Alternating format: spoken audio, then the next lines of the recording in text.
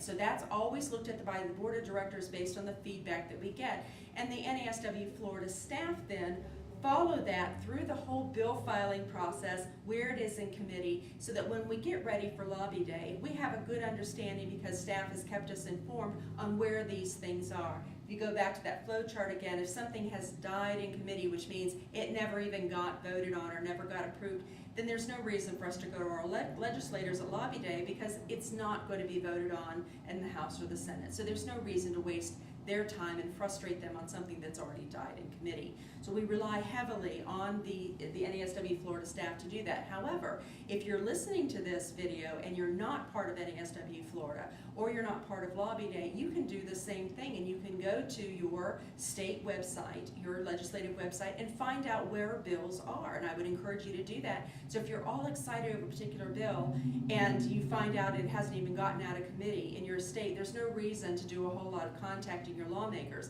However, you can contact the committee members. So that's something that's going to come up. It's on the agenda for you to see in your committee. We hope that you either vote against it or vote for it, depending on your particular stance. And then you can influence policy that way. So this is not just limited to Lobby Day in Florida. You can do this anywhere in the United States. Our advocacy relies on several things. We have the legislative network, and what happens is we have key people who've been identified or identified themselves across the state.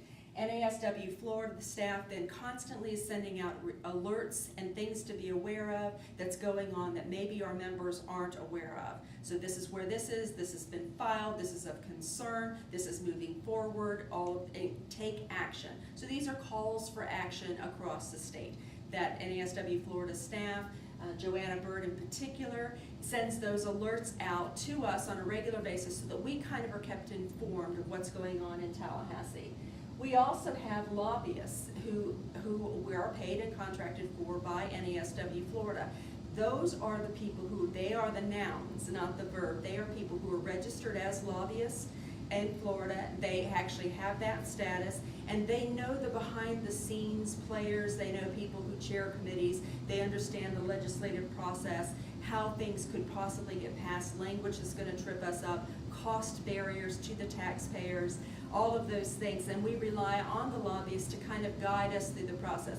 Now, a lobbyist alone could not and should not affect policy entirely. And we come from, again, the perspective of lobbying not being just the voice. We don't use our lobbyists to buy anything for our lawmakers. We don't use our lobbyists to give special trips to our lawmakers. Our lobbyist is just another voice for us and represents us. And I think lobbying in the United States has gotten this negative connotation because there have been abuses of the lobbying process where lawmakers, it looks like, are bought off by the lobbying process. And I think it's important for all of us as citizens to understand that distinction and the role of a good lobbyist as opposed to someone who's trying to purchase something. There's an ethics issue involved. It's long debated. Restrictions on lobbying, however, and lobbyists are often then met with resistance because of the First Amendment. So that process is a very interesting American phenomenon where we want access to our government, but we also need to have checks and balances that our government officials are not being bought off in some way. Florida lobbyists from NASW don't do that. That's a voice for us and an expertise for us, but that's not something that we would participate in. We also have an online advocacy center where you can go and look at the issues in real time, looking at areas that you can focus on, what you're concerned about, where your passion is. Social work's a real broad profession, so we have 6,000 members in Florida, all with different passions. So in order to understand where your particular passion is, you can follow the process on the Advocacy Center. And then we have Lobby Day. And Lobby Day is a phenomenon in Florida that's probably one of the largest in the nation. And what NASW Florida does is sponsor it for all of the students in schools of social work across the state. Last year it has grown to over 600 students who've traveled to the Capitol, and it's important to understand that the state capitol is almost in Georgia, and Florida is a very long, skinny state. So many of our students travel upwards of 8 to 10 hours just to get to the state capitol. So this is a major commitment on the part of the schools and the universities to allow the students to have time. Now, I think it's important also, if you're watching this from a school of social work, to understand that every accredited school of social work has to demonstrate how they teach their students to influence policy. Everyone in the United States. Well, if you're a professor in a school of social work, this is one way for you to very cleanly demonstrate that you can actually show your students how to influence policy. By attending Lobby Day, they are actually interacting with their lawmaker. They are directly influencing policy. And we've had legislation passed the last 2 years that's a direct result. We can show a direct correlation between the students interacting with their lawmakers and unanimous support in the House and Senate for our bills.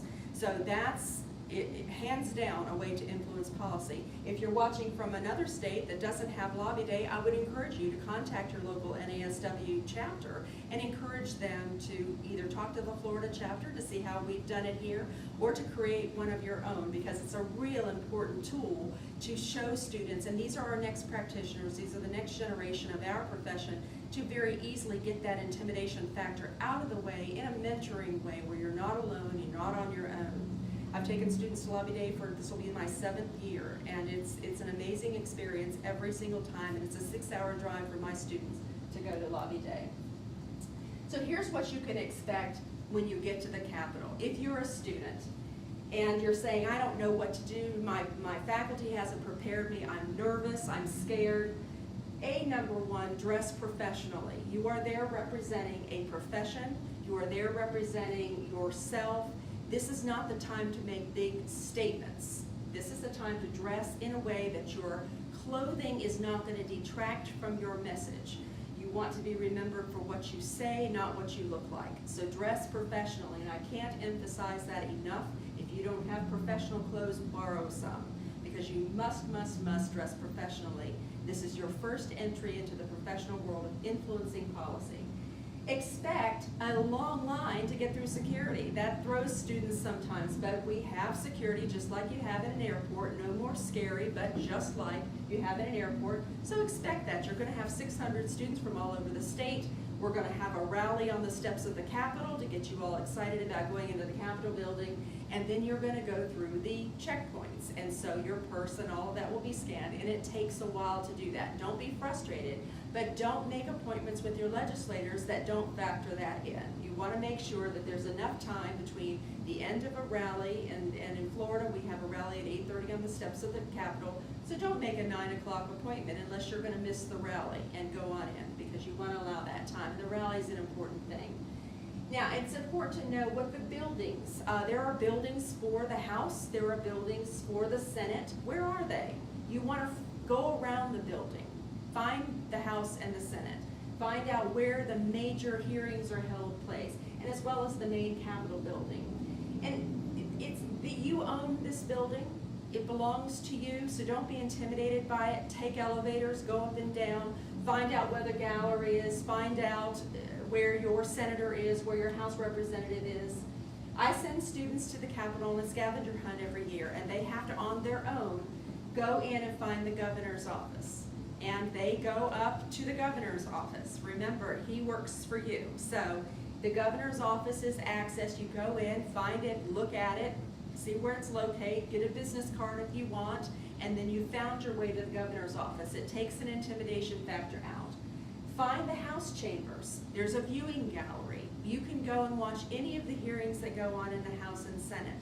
So find your way around and go look in the viewing gallery. If you're able to, in the Florida House, get the sergeant at arms to let you in if there's not session going on, into the chambers themselves, and look at the amazing mural that chronicles the history of Florida. They're beautiful artwork all the way around the entire circle of the House chambers. Ask the sergeant at arms to let you in. Remember, you own the building, so you can do this. You find the Senate chambers, and there's a disconnect between the two sides, and find your way all the way through. Find the cafe. Where do they eat? Where do people in the Capitol building eat? Go through the gift shop. See what kinds of things are in the gift shop. This process alone takes out the intimidation factor of finding your way around the Capitol building. It's a fun thing to do, and many people never visit their state capitol. If they do, they go on a tour and it's guided. You don't need a guide to go through your state capitol. Wander through, take elevators, go stairs, talk to people. It's your state capitol. Get past that intimidation factor. You own